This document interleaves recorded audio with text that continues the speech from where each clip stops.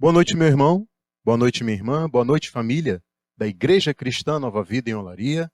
Mais uma quinta-feira que o Senhor nos dá a graça de nós estarmos reunidos nesse nosso culto de oração e pregação da palavra.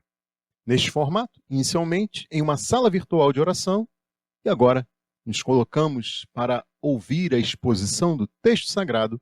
Nesta noite eu convido você a abrir a sua Bíblia no Salmo 46. Nesta nossa série de pregações no livro dos Salmos, nesta noite, nós ouviremos a exposição do texto sagrado do Salmo de número 46. Salmo este que tem o seguinte título, na versão da Bíblia que eu estou lendo. Para o mestre de música dos coraitas, para vozes agudas, um cântico. E assim nos diz a palavra do Senhor no Salmo 46. Deus é o nosso refúgio e a nossa fortaleza, auxílio sempre presente na adversidade. Por isso, não temeremos, ainda que a terra trema e os montes afundem no coração do mar. Ainda que estrondem as suas águas turbulentas e os montes sejam sacudidos pela sua fúria. Há um rio cujos canais alegram a cidade de Deus, o santo lugar onde habita o Altíssimo. Deus nela está. Não será abalada? Deus vem em seu auxílio desde o romper da manhã. Nações se agitam, reinos se abalam, ele ergue a voz e a terra se derrete. O Senhor dos exércitos está conosco, o Deus de Jacó é a nossa torre segura. Venham, vejam as obras do Senhor, seus feitos estarrecedores na terra. Ele dá fim às guerras até os confins da terra, quebra o arco e despedaça a lança, destrói os escudos com fogo. Parem de lutar, saibam que eu sou Deus. Serei exaltado entre as nações, serei exaltado na terra. O Senhor dos exércitos está conosco. O Deus de Jacó é a nossa torre segura. Curve sua cabeça, vamos orar. Senhor Deus e Pai, nós te agradecemos por mais esta noite que nos concede a graça de estarmos reunidos em teu nome, diante da tua palavra, Senhor, para ouvirmos a exposição deste texto inspirado pelo Teu Espírito. E é ao Espírito Santo que nós, nesta hora, clamamos, para que os nossos corações e mentes sejam inundados pela Tua palavra, pela Tua revelação, Senhor. Ó Deus, fala conosco ainda mais nesse tema tratado neste Salmo 46, que nós possamos, ó Deus, ter a nossa fé renovada e a nossa esperança reavivada, Senhor. Que a nossa confiança esteja em Ti, em toda e qualquer adversidade. Estejamos nós, neste momento, alguns de nós, passando por adversidades tremendas das suas vidas. Que o Teu Espírito possa falar a esses corações.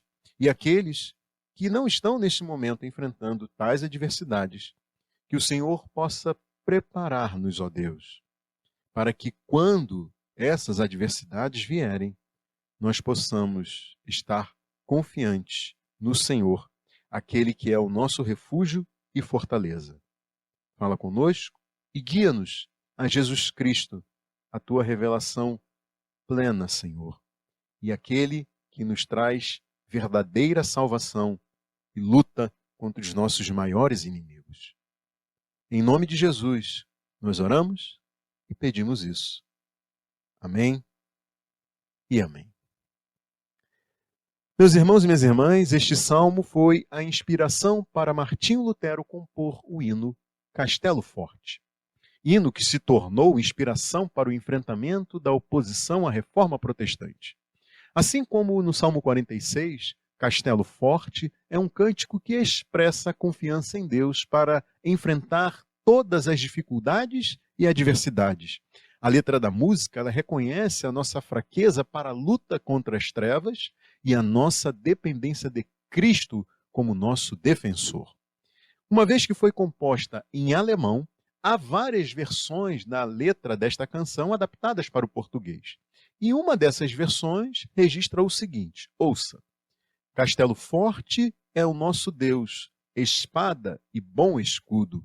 Com seu poder defende os seus em todo transe agudo. E Deus conosco sempre está, sabemos com certeza, e nada nos assustará com Cristo por defesa. Se temos de perder família, bens, prazer, se tudo se acabar e a morte enfim chegar, com ele reinaremos. Glória a Deus. O Salmo 46 é o primeiro daqueles salmos conhecidos como canções de Sião. Estes salmos celebram a presença de Deus entre o seu povo e a sua divina proteção. O foco das canções de Sião estão na presença de Deus em Jerusalém, cidade que foi edificada sobre o Monte Sião e onde foi construído o templo do Senhor. Dessa forma, a presença de Deus em Sião significa a presença de Deus em seu templo e entre o seu povo escolhido, meus irmãos e minhas irmãs. Especificamente neste Salmo 46, nós vemos que nos versículos 1 a 3, o compositor da canção expressa sua confiança em Deus diante dos desastres naturais. Na verdade, o escritor do Salmo, ele manifesta sua confiança em Deus em meio à adversidade, e essa adversidade é comparada à dimensão de um grande terremoto que faz com que os montes sejam abalados e afundados no mar e que produz ondas e inundações como as de um maremoto e que a gente tem termo mais conhecido como tsunami. O abalo da terra em grande intensidade, a fúria do mar revolto produzindo ondas gigantescas e as inundações capazes de mudar o terreno e o relevo são as ilustrações usadas pelo escritor deste salmo para representar a adversidade enfrentada pelo povo de Deus. Isso porque a terra e os montes são ilustrações de grande estabilidade e qualquer coisa que abale essa estabilidade é digno de temor nos termos dos salmos e das escrituras sagradas do Antigo Testamento. Porém, meus irmãos e minhas irmãs, não há nada mais estável do que Deus. E é em Deus que o escritor do Salmo sabe que pode encontrar refúgio e segurança sob as diversidades tão fortes quanto estas, comparáveis a um terremoto e a um maremoto. Portanto, nos versículos 1 a 3, nós vemos que Deus é protetor em toda e qualquer adversidade. Deus é protetor em toda e qualquer adversidade. Já nos versículos 4 a 7, o compositor do Salmo afirma que é Deus quem garante segurança contra as investidas dos inimigos. E então nós vemos que Deus é visto como defensor do seu povo. Deus é o defensor do seu povo. E neste Salmo, esses inimigos são as nações que se levantavam e atacavam Israel. E daí, em contraste com as águas turbulentas que representam as adversidades, nós vemos nessa segunda parte do Salmo o rio com correntes de alegria que flui do santo lugar onde habita o Altíssimo. E por fim, dos versículos 8 a 11, o povo é então chamado para contemplar o que Deus já tinha feito em favor do seu povo e que serve de expectativa para o que Deus ainda fará no futuro. É Deus quem promove a paz no mundo, dando fim às guerras, e ele, por isso, é exaltado pelo seu povo. Por isso, nessa terceira parte do Salmo, nós vemos que Deus é o garantidor da plena paz. Deus é protetor, Deus é defensor, Deus é o garantidor da plena paz.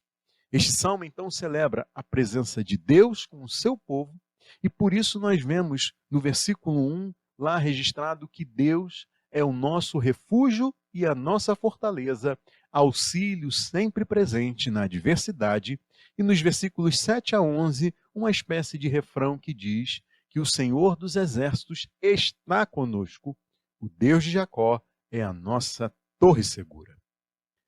Ao longo do Salmo, nós verificamos uma linguagem que aponta para um cenário de guerra, onde há um cerco da cidade, o que leva o compositor do Salmo a depositar toda a sua confiança em Deus. E daí, Deus é identificado como o Senhor dos Exércitos, título que nos remete à imagem de Deus como aquele que usa todo o seu arsenal na batalha pelo seu povo. Ele é o Deus de Jacó, ele é o patriarca, é o Deus do patriarca que teve o seu nome mudado para Israel. Portanto, o Senhor dos Exércitos é o Deus de Jacó, é o Deus de Israel, é o Deus fiel, aquele que não volta atrás em suas promessas feitas aos patriarcas. E nós podemos começar a ver isso percebendo que nos versículos 1 a 3, nós podemos confiar sem temer, porque Deus é capaz de nos guardar quando passamos pelas mais terríveis adversidades. Podemos confiar sem temer, porque Deus é capaz de nos guardar quando passamos pelas mais terríveis adversidades. E eu peço que você pense comigo. O que faz com que vulcões entrem em erupção, furacões tragam destruição a extensas áreas, chuvas torrenciais provoquem alagamentos e deslizamentos de terra, terremotos façam tremer o chão e maremotos produzam ondas que devastam regiões costeiras inteiras? Esses são fenômenos da natureza que ocorrem sem que nós tenhamos controle sobre eles. Às vezes, os sinais preparatórios desses fenômenos possibilitam o deslocamento das pessoas para áreas de segurança, enquanto que outras vezes não há tempo suficiente para se buscar refúgio e proteção. Então, assim como o compositor deste salmo, ele compara terremotos, maremotos e inundações com as adversidades vividas por nós, às vezes nós somos surpreendidos por adversidades que não dão tempo para que a gente busque refúgio e proteção. E daí então, simplesmente, nós somos arrastados por elas. E mesmo quando previsíveis, vejam vocês, que nós não conseguimos suportar adversidades com o tamanho e a intensidade comparáveis a um terremoto, maremoto ou uma grande inundação. Então, sejam eventos que nos surpreendem, como o nascimento de um bebê tão esperado, mas com sérios problemas genéticos que comprometem seriamente a saúde desta criança, seja a morte prematura de gente que a gente tanto ama e é tão jovem, que tinha tanto ainda por viver. Sejam eventos que já vinham dando sinais de que trariam grandes adversidades, como a confirmação do diagnóstico de uma doença grave, debilitante e fatal, com uma expectativa de vida futura tão curta. Ou a lista de demissão que chega ao nosso departamento de trabalho, ou as dificuldades com o nosso comércio, ou a queda da procura pelo serviço que nós oferecemos como trabalhadores autônomos, ou as crises de natureza econômica e política do país que vinham se avolumando ao longo do tempo até que batem à porta da nossa casa, da nossa vida. Ou então sejam eventos que nos pegam de surpresa, ou eventos que já vinham dando sinais que alcançariam um ponto de crise avassaladora, não importa. O escritor deste salmo ele afirma que Deus é refúgio e fortaleza, auxílio sempre presente em toda e qualquer adversidade. Bom, a gente tem a impressão que o compositor deste salmo ele tem essa confiança em Deus em razão das suas experiências pessoais e também da história do povo de Israel. E vejam vocês que na história do povo de Deus não faltam ocasiões em que o Senhor serviu de protetor, de guardador, de refúgio, de fortaleza e aquele que luta em favor do seu povo. Vejam que na história do povo de Deus, a Arca de Noé é um exemplo de como o Senhor age para livrar os seus de adversidades fatais. O resgate de Ló, da destruição de Sodoma e Gomorra, é outro exemplo do livramento do Senhor. E vejam que Deus ele foi refúgio e fortaleza para José no Egito, a fim de capacitar o seu servo a perseverar e preservar a descendência de Jacó, que estaria sob risco. Vale o destaque para a palavra que foi traduzida como adversidade, que também é traduzida em outras Bíblias. Ela foi traduzida aqui na versão que eu li, NVI, como adversidade, mas ela também é traduzida em outras Bíblias, em outras versões, em outras traduções, como tribulação, aflição e angústia. E eu acabei de mencionar José para que a gente tenha uma ideia melhor do significado e uso dessa palavra. Nós podemos recorrer ao uso dela na Bíblia para descrever o estado de José quando ele foi jogado pelos seus irmãos em um poço vazio e sem água. Vejam vocês que a palavra utilizada para descrever o estado de José naquele poço apertado e seco é a palavra que descreve o estado dele como uma profunda angústia e aflição. Podemos dizer, então, que José estava naquele momento passando por uma terrível adversidade, enfrentando uma tribulação, uma aflição, uma angústia profunda.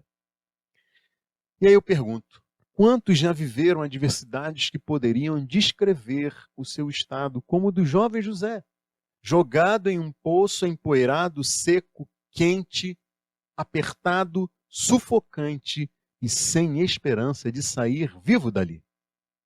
Talvez você esteja passando por uma aflição, por uma angústia que tem deixado você com a boca seca e a alma esmirrada.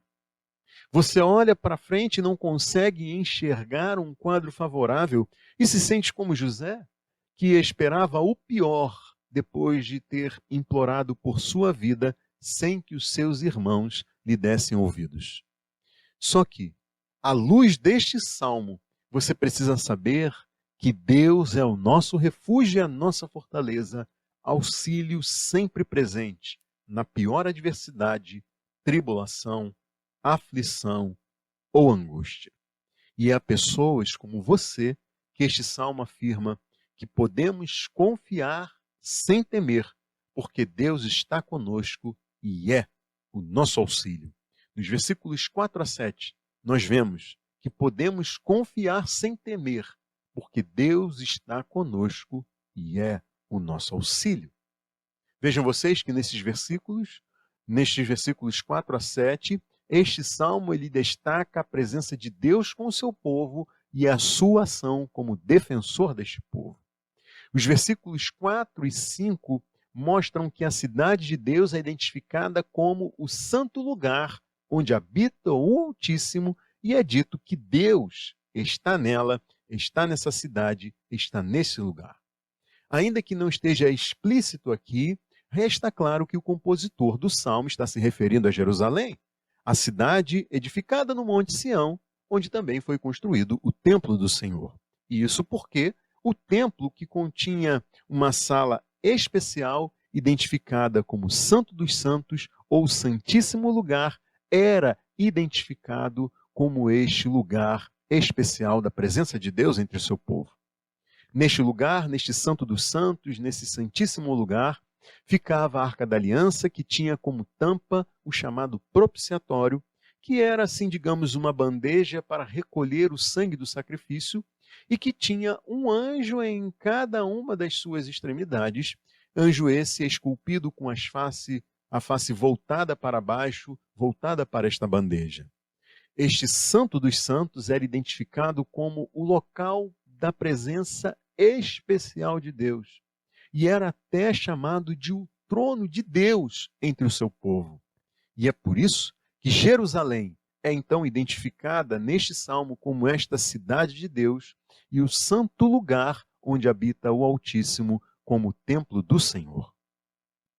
Só que o escritor deste salmo, ele parece apontar para um lugar similar, mas não exatamente para Jerusalém e para o templo.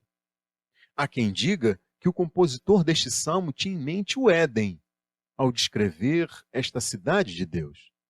Há quem diga que o escritor do salmo tinha em mente a cidade celestial, ao descrever o santo lugar onde habita o Altíssimo. E essas duas imagens, elas são possíveis porque a gente lê aqui no versículo 4 o seguinte, veja aí comigo. Veja aí comigo, versículo 4. Há um rio cujos canais alegram a cidade de Deus, o santo lugar onde habita o Altíssimo. Bom, vejam vocês que não havia nenhum rio cortando Jerusalém. Tanto é que foram construídos canais para que a cidade pudesse ser abastecida com água. Enquanto isso, o Éden é descrito como um local onde havia um rio que se dividia em 4 e irrigava grande porção de terra. E era ali no Éden que Deus andava e se encontrava com Adão e Eva no início de tudo. Só que este lugar santo, este santo lugar, onde habita o Altíssimo, ele apresenta características semelhantes à cidade celestial, de onde flui do trono de Deus e do Cordeiro o rio da água viva, claro como cristal, como está lá descrito no livro do Apocalipse. Portanto, ao identificar Jerusalém como uma versão terrena da cidade celestial, o compositor deste salmo ele quer destacar que Deus está realmente presente com o seu povo. É esse Deus Altíssimo que está no meio de nós. E é crendo nisso que nós estaremos seguros, independentemente do tamanho e da intensidade, da adversidade que nós tivermos de enfrentar, e também independente do poder dos inimigos que se levantarem contra nós. E é exatamente isso que o compositor deste salmo tinha em mente quando ele escreveu os versículos 5 a 7. É pelo fato de Deus estar entre o seu povo, na cidade que foi feita como seu santo lugar, que ele se posiciona para lutar por esta cidade e por este povo. E eu convido você a ver comigo aí os versículos 5 a 7 desse salmo. Deus nela está, não será abalada. Deus vem em seu auxílio desde o romper da manhã. Nações se agitam, reinos se abalam. Ele ergue a voz e a terra se derrete. O Senhor dos exércitos está conosco. O Deus de Jacó é a nossa torre segura. Vejam que desde a madrugada, quando o ataque inimigo poderia pegar os soldados sobre o muro desprevenidos ou cansados demais, Deus está de prontidão para defender sua cidade e o seu povo. E não importa quais sejam as nações ou reinos que se articulem para atacar, basta uma palavra do Senhor para que seus exércitos sejam destruídos. Da mesma forma que basta uma palavra do Senhor para que o mundo se desfaça, para que a terra derreta. Este é o Deus de Israel, o Senhor dos exércitos, a nossa torre segura. Basta uma palavra do Senhor para que toda a realidade angustiante de uma adversidade seja transformada. Basta uma palavra do Senhor para que a guerra cesse, seja aquela externa, seja aquela interna que é travada dentro de nós. Meus irmãos e minhas irmãs, eu fico pensando quantos são aqueles que podem testemunhar de uma mudança repentina e incompreensível de um cenário adverso vivido na sua vida. Quantos podem testemunhar ter sentido uma paz surpreendente que tomou os seus corações quando essas pessoas mais precisavam? Quantos podem dizer que depois de uma oração, confiando que Deus é refúgio e fortaleza, o conflito interior foi apaziguado a despeito do cenário externo tão adverso? Vejam, é claro que este salmo tem como cenário uma guerra sangrenta. E eu não quero transformar essa realidade cruel e mortal em meros sentimentos experimentados por pessoas que enfrentaram ou enfrentam adversidades muito diferentes das vividas em uma guerra. Por isso eu quero lembrar aos irmãos e irmãs o que Deus já fez em socorro do seu povo. E eu trago à lembrança aquilo que está registrado no livro dos Reis, das Crônicas e no livro do profeta Isaías. Textos que narram as ameaças feitas por Senaqueribe, rei da Assíria, a Ezequias, rei de Judá. O segundo livro das Crônicas, por exemplo, no capítulo 31 a 32, mostram que Ezequias foi um rei dedicado ao Senhor, que promoveu a reforma do templo e restabeleceu os termos da aliança de Deus com o seu povo. Mesmo assim, isso não evitou que Senaqueribe invadisse as cidades de Judá. O rei da Síria avançava, estava avançando e cada vez mais estava se aproximando de Jerusalém. E por isso, Ezequias tomou providências para resistir a Senaqueribe. Ele ordenou os reparos dos trechos quebrados do muro de Jerusalém, construiu torres sobre eles e também ordenou que fossem forjadas muitas lanças e escudos para os seus soldados ali posicionados. Então, estando próximo de Jerusalém, Senaqueribe mandou a seguinte mensagem a Ezequias e ao povo de Jerusalém: Vocês não sabem o que eu e os meus antepassados fizemos a todos os povos das outras terras? Acaso alguma vez os deuses daquelas nações conseguiram livrar das minhas mãos a terra deles? De todos os deuses das nações que os meus antepassados destruíram, qual deles conseguiu salvar o seu povo de mim? Como então o Deus de vocês poderá livrá-los das minhas mãos? Portanto, não deixem Ezequias enganá-los ou iludi-los dessa maneira. Não acreditem nele, pois nenhum Deus de qualquer nação ou reino jamais conseguiu livrar o seu povo das minhas mãos ou das mãos dos meus antepassados. Muito menos o Deus de vocês conseguirá livrá-los das minhas mãos. E nesse momento, eu peço que vocês se imaginem entre os moradores de Jerusalém. Sabendo que o exército de Senaqueribe era invencível, então a destruição de Jerusalém e a morte eram dadas como certas. Só que Senaqueribe acabou se envolvendo em uma guerra que não seria travada contra Ezequias, e sim contra o Deus de Israel. E a Bíblia conta que os oficiais de Senaqueribe desafiaram ainda mais a Deus, o Senhor e o seu servo Ezequias.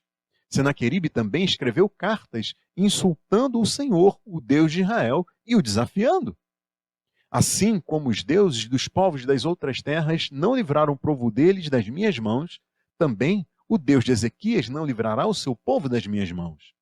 Referiram-se ao Deus de Jerusalém como falavam dos deuses dos outros povos da terra, que não passam de obras das mãos dos homens. Agora eu peço que vocês pensem neste Salmo 46. Pensem neste Salmo 46, tendo esse cenário em vista, e ouçam o que Ezequias disse aos seus oficiais militares reunidos na praça diante de todo o povo.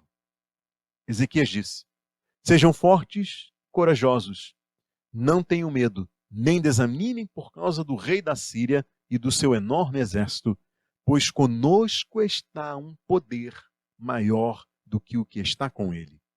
Com ele está somente o poder humano, mas conosco está o Senhor, o nosso Deus, para nos ajudar e para travar as nossas batalhas. Bom, o fim dessa história é narrado da seguinte forma no livro das Crônicas, no capítulo 32. Por tudo isso, o rei Ezequias e o profeta Isaías, filho de Amós, clamaram em oração aos céus. E o Senhor enviou um anjo que matou todos os homens de combate e todos os líderes e oficiais no acampamento do rei assírio, de forma que este se retirou envergonhado para a sua terra. E certo dia, ao adentrar o templo do seu Deus, alguns dos seus filhos o mataram à espada. Meus irmãos e minhas irmãs, o povo em Jerusalém poderia muito bem ter entoado este salmo, este cântico do Salmo 46, e dito nesta hora: Deus é o nosso refúgio e a nossa fortaleza, auxílio sempre presente na adversidade. A despeito, vejam vocês que a despeito de todo o fortalecimento dos muros de Jerusalém e das torres construídas por Ezequias para resistir a Senaqueribe, os moradores de Jerusalém poderiam muito bem ter dito: o Senhor dos exércitos está conosco, o Deus de Jacó é a nossa torre segura. Glória a Deus. E vejam vocês que o Salmo 46 continua, e na sua terceira e última parte mostra que podemos confiar sem temer, porque Deus está acima das nações e põe fim às guerras. Os versículos 8 a 11 nos mostram que nós podemos confiar sem temer, porque Deus está acima das nações e põe fim às guerras. Vamos ler esses versículos 8 a 11. Acompanhe aí na sua Bíblia. Venham, vejam as obras do Senhor, seus feitos estarrecedores na terra. Ele dá fim às guerras até os confins da terra. Quebra o arco e despedaça a lança, destrói os escudos com fogo. Parem de lutar, saibam que eu sou Deus. Serei exaltado entre as nações, serei exaltado na terra. O Senhor dos exércitos está conosco. O Deus de Jacó é a nossa torre segura. O cenário apresentado aqui nesses versículos é aquele em que Deus dá fim às guerras no mundo inteiro e repreende os que ainda insistem em lutar, e por isso ele é exaltado por todos. Sabem, assim eu gostaria de dizer que o Senhor deu fim não somente à guerra de Senaqueribe, mas a todas as guerras do povo de Israel. Eu gostaria de dizer que o Senhor deu fim às guerras até os confins da terra, destruindo o poder militar das nações. Porém, depois de Ezequias, anos mais tarde, Jerusalém caiu sob o exército de Nabucodonosor, rei da Babilônia. O povo foi levado para o exílio em Jerusalém e a terra, a cidade toda foi destruída. O templo do Senhor foi profanado e também incendiado. Depois de 70 anos, o templo foi reerguido em Jerusalém, mas Israel enfrentou outras guerras depois disso, até que o templo do Senhor foi destruído mais uma vez, e desta vez permanece assim até os nossos dias. E daí fica a pergunta: será que o Senhor dos Exércitos foi vencido pelos exércitos das nações? O Deus de Jacó deixou de ser a torre segura do seu povo? Bom, se fosse assim, este Salmo 46 seria uma grande mentira. Este salmo seria fruto dos delírios nacionalistas e triunfalistas do povo de Israel. Só que a verdade é outra. Este Salmo 46, ele aguarda o seu pleno cumprimento ainda no futuro. Ainda há de se cumprir a profecia de Isaías, que afirmou o seguinte: embora os montes sejam sacudidos e as colinas sejam removidas, ainda assim a minha fidelidade para com você, falando a Israel, não será abalada, nem será removida a minha aliança de paz, diz o Senhor, que tem compaixão de você. Ó cidade aflita, açoitada por tempestades e não consolada, eu a edificarei. A edificarei com turquesas, edificarei seus alicerces com safiras. Farei de rubis os seus escudos, de carbúnculos as suas portas, e de pedras preciosas todos os seus muros. Todos os seus filhos serão ensinados pelo Senhor, e grande será a paz de suas crianças. Em retidão você será estabelecida, a tirania estará distante. Você não terá nada a temer. O pavor será removido para longe.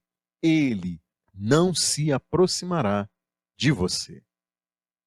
Ainda chegará o dia em que será cumprida outra profecia de Isaías, que pode ter sido declarada muito bem no mesmo tempo em que este Salmo 46 foi escrito. Profecia essa que afirma em Isaías capítulo 2, nos últimos dias, o monte do templo do Senhor será estabelecido como principal, será elevado acima das colinas e todas as nações correrão para ele. Virão muitos povos e dirão: venham, subamos ao monte do Senhor, ao templo do Deus de Jacó, para que ele nos ensine os seus caminhos e assim andemos em suas veredas. Pois a lei sairá de Sião, de Jerusalém virá a palavra do Senhor. Ele julgará entre as nações e resolverá contendas de muitos povos. Eles farão de suas espadas arados e de suas lanças foices. Uma nação não mais pegará em armas para atacar outra nação. Elas jamais tornarão a preparar-se para a guerra. Chegará o dia, meus irmãos e minhas irmãs, que um rei muito maior e muito mais poderoso que Ezequias, muito mais santo e digno de honra, glória e louvor, se sentará em seu trono em Jerusalém. E então o Salmo 46 encontrará o seu pleno cumprimento, quando Jesus reinar neste mundo. O refrão deste Salmo 46 diz que o Senhor dos Exércitos está conosco. E este refrão, ele se cumprirá quando aquele que é identificado pelo profeta Isaías como Emanuel, que significa Deus conosco, reinar em Jerusalém. E vejam vocês que foi um contexto de guerra, desta vez contra o reino da Síria, que Judá recebeu esta profecia de Isaías. Que o profeta Isaías anunciou que uma virgem daria à luz um filho que seria chamado Emanuel, que significa Deus conosco. A criança não receberia, assim propriamente dito, o nome Emanuel, porque este nome seria uma espécie de título dado ao menino para representar a disposição de Deus de se envolver nas batalhas do seu povo, pelo seu povo, do mesmo jeito que nós vemos neste Salmo 46. Porém, mais do que um sinal para os dias de batalha contra a Síria, a Bíblia declara que o pleno cumprimento desta profecia se deu no nascimento de Jesus. É Mateus quem registra no seu evangelho e afirma que, em cumprimento da profecia de Isaías, Maria concebeu um filho gerado pelo Espírito Santo enquanto era virgem, filho este a quem foi dado o nome Jesus, porque ele salvaria o seu povo dos seus pecados. Significado do nome original hebraico de Jesus, Salvador, aquele que salvaria o seu povo dos seus pecados. Então, meus irmãos e minhas irmãs, o Deus conosco, o Emanuel, é o Salvador do seu povo. O Emanuel, o Deus conosco, é Jesus, é aquele que nos salva dos pecados e vence a guerra contra os nossos maiores inimigos: o pecado, o diabo e a morte. Jesus é aquele que nos dá vida e paz verdadeiras neste mundo e garante vida e paz eternas no porvir. E se isso não fosse o bastante, Jesus Cristo é identificado como o Senhor dos Exércitos. E eu digo isso porque foi o apóstolo João quem registrou trechos do livro do profeta Isaías para no final escrever que Isaías disse isso porque viu a glória de Jesus e falou sobre ele. Isto está lá em João capítulo 12, dos versículos 37 a 41. João cita textos do profeta Isaías e conclui a sua citação dizendo: Isaías disse isso porque viu a glória de Jesus e falou sobre ele. E isso é digno de registro porque um dos trechos do profeta Isaías, no capítulo 53, trecho esse citado por João, trata do sofrimento do Messias.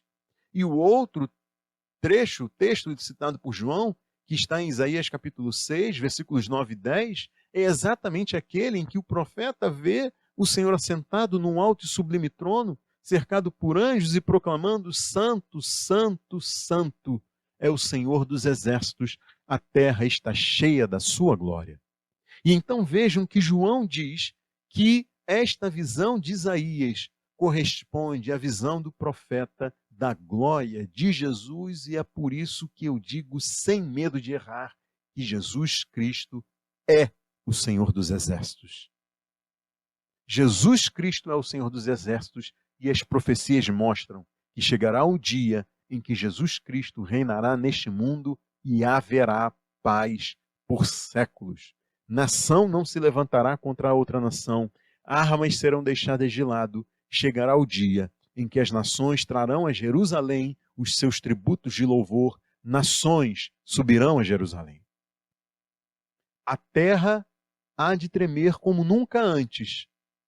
Os montes afundarão no coração do mar, e as águas turbulentas sacudirão os montes com a sua fúria, conforme mostra este Salmo 46. Ainda se verá o que está registrado na profecia do apóstolo João, registrada em Apocalipse capítulo 6. Houve um grande terremoto. O sol ficou escuro como tecido de crina negra. Toda a lua tornou-se vermelha como sangue. E as estrelas do céu caíram sobre a terra como figos verdes caem da figueira quando são sacudidas por um vento forte. O céu foi se recolhendo como se enrola um pergaminho, e todas as montanhas e ilhas foram removidas dos seus lugares. Então, os reis da terra, os príncipes, os generais, os ricos, os poderosos, todos, escravos e livres, esconderam-se em cavernas e entre as rochas das montanhas. E eles gritavam às montanhas e às rochas: caiam sobre nós e esconda-nos da face daquele que está sentado no trono e da ira do Cordeiro. Pois chegou o dia da ira deles, e quem poderá suportar? E essa pergunta que eu faço nesta noite: quem poderá suportar tamanha adversidade, tribulação, angústia e aflição? Quem? Senão somente os que se refugiarem em Deus. O povo de Deus verá Jesus Cristo assentado em seu trono, coroado de honra, glória e majestade. E depois disso se dará o cumprimento do que está registrado no final de Apocalipse, no capítulo 21. E então a cidade santa, a nova Jerusalém, vejam vocês, vinda dos céus, será estabelecida neste mundo. Apocalipse diz, um dos 7 anjos, João relatando no Apocalipse capítulo 21, um dos 7 anjos que tinham as 7 taças cheias das últimas 7 pragas, aproximou-se e me disse: venha, eu lhe mostrarei a noiva, a esposa do Cordeiro. Ele me levou no espírito a um grande e alto monte e mostrou-me a cidade santa Jerusalém, que descia dos céus da parte de Deus. Ela resplandecia com a glória de Deus e o seu brilho era como de uma joia muito preciosa, como jaspe clara, como cristal. Não vi templo algum na cidade, pois o Senhor Deus Todo-Poderoso e o Cordeiro são o seu templo. A cidade não precisa de sol nem de lua para brilharem sobre ela, pois a glória de Deus a ilumina e o Cordeiro é a sua candeia. As nações andarão em sua luz, os reis da terra lhe trarão a sua glória. Suas portas jamais se fecharão de dia, pois ali não haverá noite. A glória e a honra das nações lhe serão trazidas. Nela jamais entrará algo impuro, nem ninguém que pratique o que é vergonhoso ou enganoso, mas unicamente aqueles cujos nomes estão escritos no livro da vida do Cordeiro.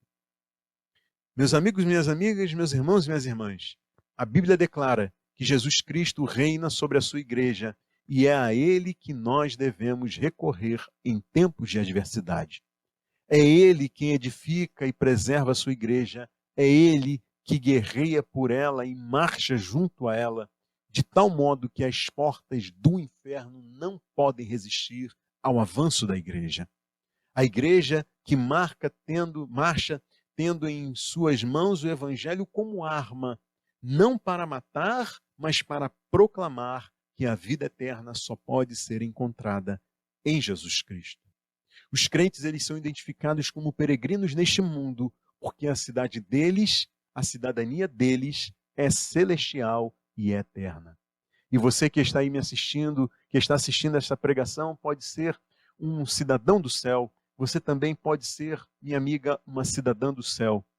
A Bíblia diz que somente os que reconhecem a Jesus como seu único, suficiente e definitivo Salvador e se rendem a Ele como Senhor de suas vidas, somente essas pessoas podem dizer ainda hoje, e mais ainda, poderão dizer no futuro o mesmo que está registrado nos primeiros versículos desse Salmo 46, que dizem: Deus é o nosso refúgio e a nossa fortaleza, auxílio sempre presente na adversidade.